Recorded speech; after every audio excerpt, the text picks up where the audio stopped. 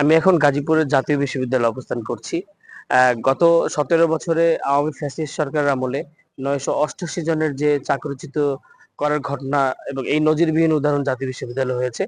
যারা চাকরিচ্যুত হয়েছেন তারা আমাকে জানিয়েছেন যে ৪ দলীয় ঐক্যজোটের সময় তারা নিয়োগপ্রাপ্ত হয়েছেন।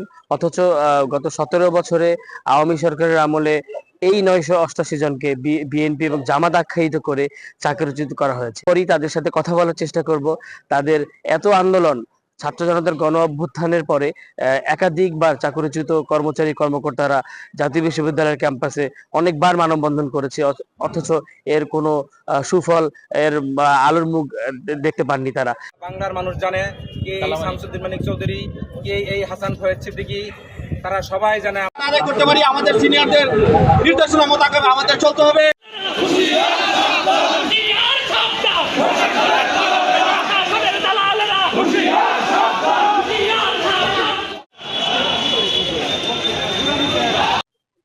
৬ তারিখ থেকে আমরা বিশ্ববিদ্যালয়ে আন্দোলন শুরু করি এবং এই আন্দোলনের এক পর্যায়ে আমাদের মাননীয় ভাইস চ্যান্সেলর বর্তমান যিনি আছেন ডক্টর এ.এস.এম. আমানুল্লাহ স্যার, উনি জয়েন করার পরে উনি আমাদের কথা দিলেন যে আমরা অতি অল্প সময়ের মধ্যেই আপনাদের এই বিষয়টা সুরাহা করব এবং যেটা সম্পূর্ণ অন্যায়ভাবে আমাদের চাকরিচ্যুত করা হয়েছে জাতীয় বিশ্ববিদ্যালয় থেকে ৯৮৮ জন কর্মকর্তা কর্মচারীকে, বর্তমান প্রশাসন যথেষ্ট আন্তরিক, বিসি স্যার অত্যন্ত মানবিক এবং অনেক চেষ্টা করে যাচ্ছেন।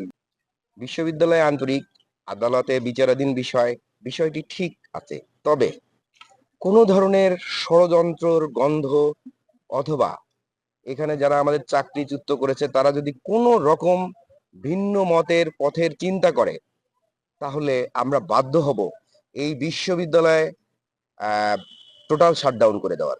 দুইজনই ফার্স্ট ক্লাস জব করতাম, একসাথে দুইজন যখন জব চলে গেছে তখন কিভাবে চলছি এক ওপরওয়ালা ছাড়া কেউ জানে না।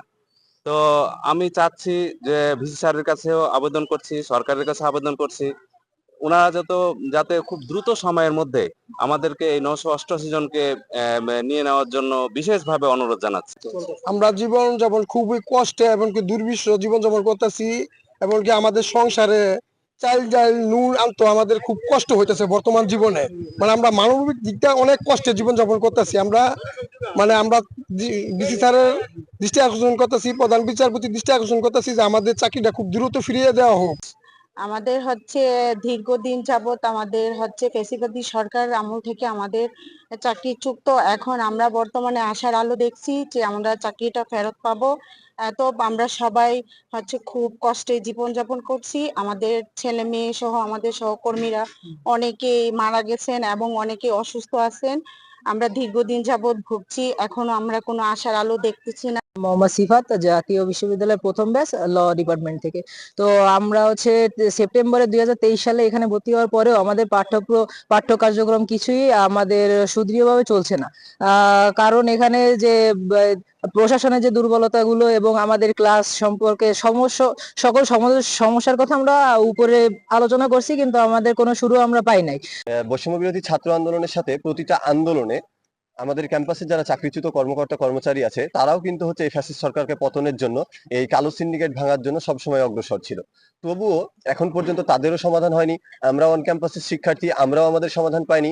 এই জায়গাতে আমি মাননীয় ভিসি মহোদয় আমাদেরকে বারবার আশ্বাস দিলেও এই ক্ষেত্রে কোনো যৌক্তিক আমরা সমাধান পাইনি, যে কারণে আমি অ্যাজ এ স্টুডেন্ট হিসেবে বলতে চাই যে এখানে বিশ্ববিদ্যালয় প্রশাসনের দুর্বলতা অবশ্যই আছে।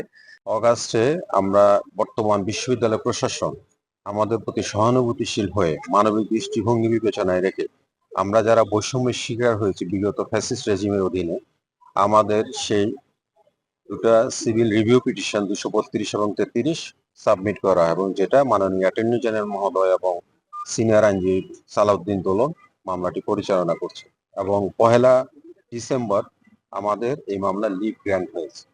তো সেক্ষেত্রে আপনি অবশ্যই এটা বলার অপেক্ষা রাখে না যে এখানে আলোর মুখ না দেখার কোনো সুযোগ নেই।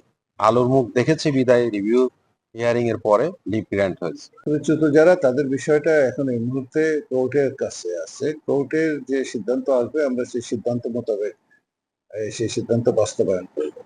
চাকরিচ্যুতরা আমি মনে করি বিভিন্ন কারণে বৈষম্যের শিকার হয়েছে এবং অনেক ধরনের বেইনসাফির শিকার হয়েছে। এখন এটা হলো আমাদের মনে করার বিষয়। দেখা যাক কোর্ট কি মনে করে। কোর্ট যদি আহ, আহ, যদি তাদের পক্ষে যদি রায় আসে, তাহলে আমরা জাতীয় বিশ্ববিদ্যালয় মোটামুটি আমরা রেডি আছি যে আমরা তাদেরকে এখানে প্রোভাইড করে দেবো।